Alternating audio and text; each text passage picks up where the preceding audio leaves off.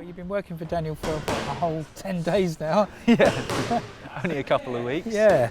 It's not an ideal scenario, just having such a short space of time to work together, and obviously from a coach that like myself, I was kind of pride myself to make everything meticulous and make sure that he's going into the fight, extremely well prepared. But he was training for a long period of time, so he was doing everything like in the sparring well. It's just on the pads and from a technical standpoint.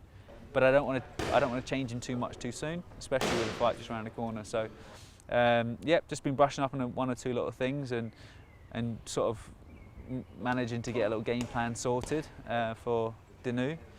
But yeah, it's not an easy fight as well for his first comeback fight. No, not at all. I mean, he's only been beaten twice, and both of those were good guys he lost to. So yeah, exactly. Pulev, he gave Pulev a good fight. He hurt him early as well. I think it was like the third or fourth round. He hurt him with the right hand. I think he's had 20 wins, 2 losses, but 16 knockouts, so he can punch a bit as well. So it's a dangerous fight for us, but it's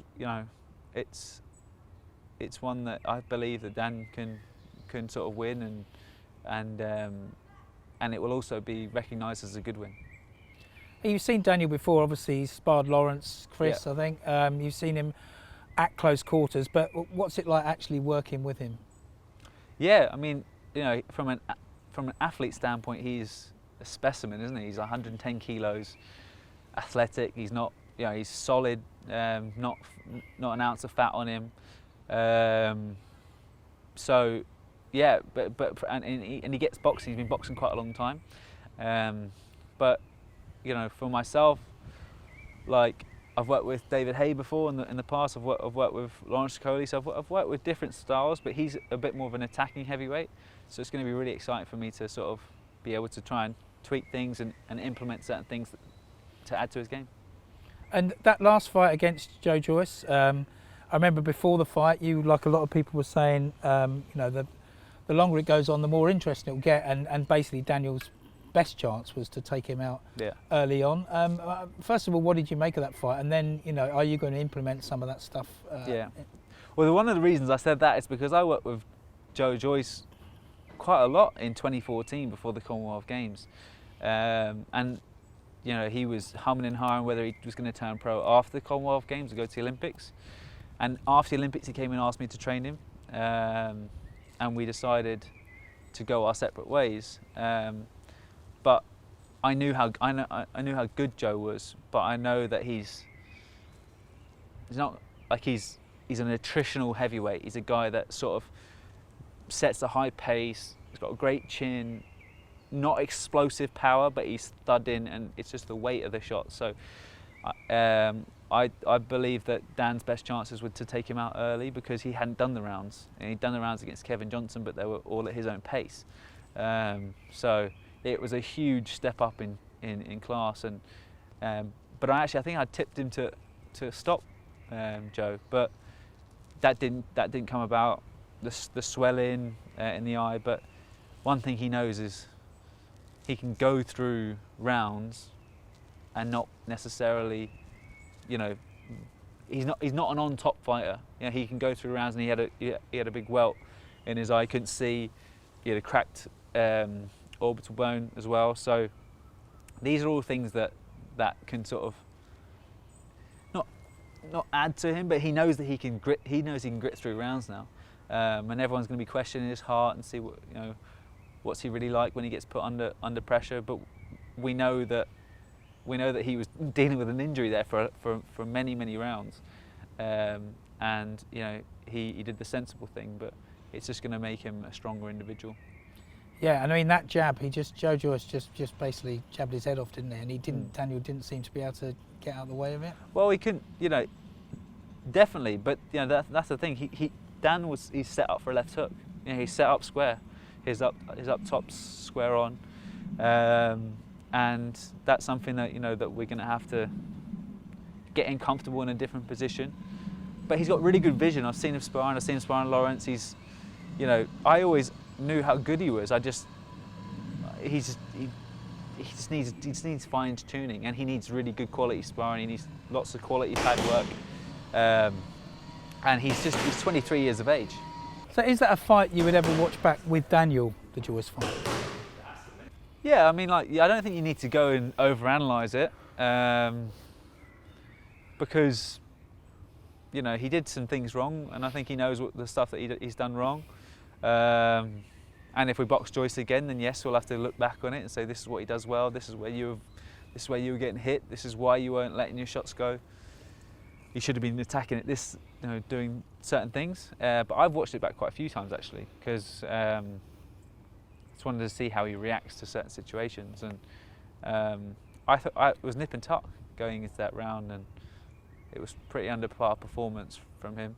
I'd also think Joyce has got more in him than what he showed there. But yeah, I don't think we'll overanalyze it moving forward too much. Okay, and then it's obviously got with this fight coming up in a couple of weeks. What's the plan after that? Assuming he comes through it, everything's okay. Yeah. Well, Martin, his manager, Martin Bowers, and Frank, I think they wanted to box another 2 times this year. So, but it's you know, we just got to map out the right path and go through the right governing body. Obviously, this is for the WBA interim as well, so that's a good organisation to go down.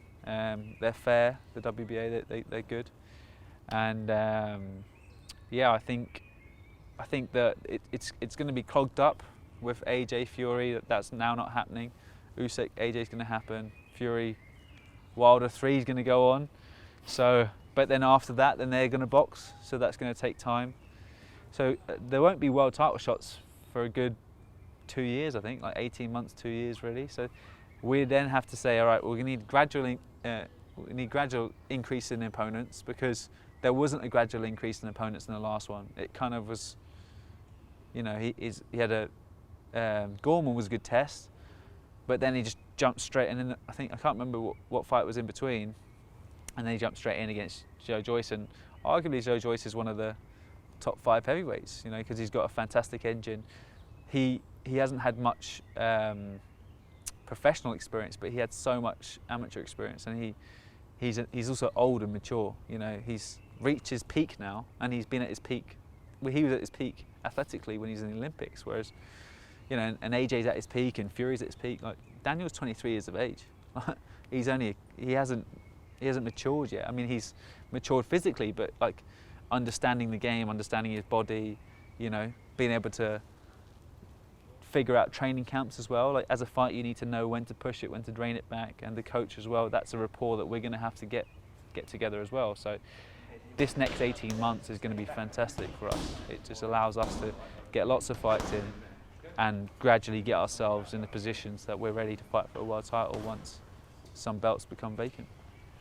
You obviously learn a lot from him in the gym and vice versa, but do you learn more from when you're actually seeing, when you're ringside, you're actually seeing him fighting?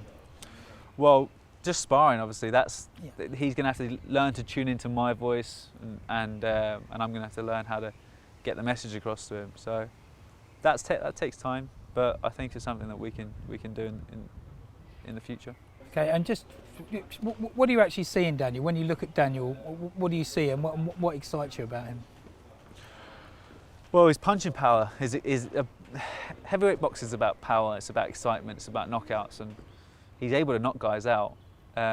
We just now need to refine him from a defensive standpoint, and also speed him up a little bit, and get the most out of him from a physical standpoint, because he has all the physicality.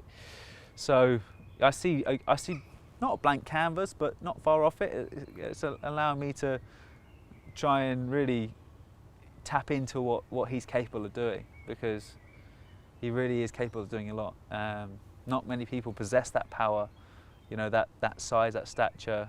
He's got great feet, he's athletic, he's got very good vision.